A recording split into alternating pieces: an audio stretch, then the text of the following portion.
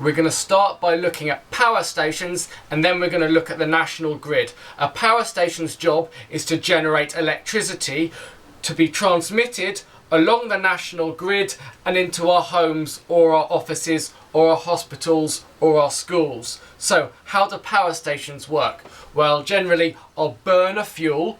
The fuel will heat up water and turn it into steam. The steam will turn a turbine. The turbine turns a generator, and the generator generates electricity.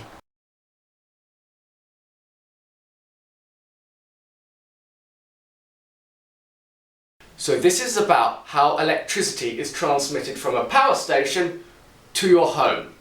So let's see what happens.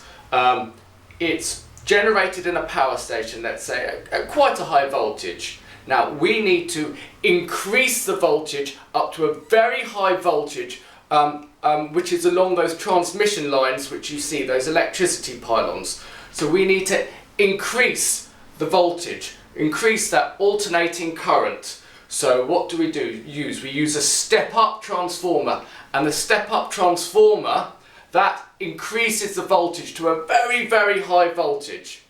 Now, electricity then travels along those transmission lines at very high voltage, and when it kind of gets towards the other end, we then use another device called a step-down transformer to decrease that voltage back down to a level which we can use in our houses, about 230 volts AC.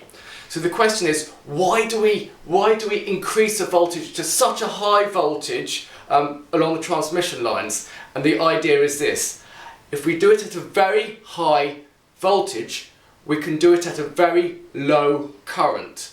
And a low current means the wires won't get so hot, so they won't lose so much heat, and less energy will be wasted.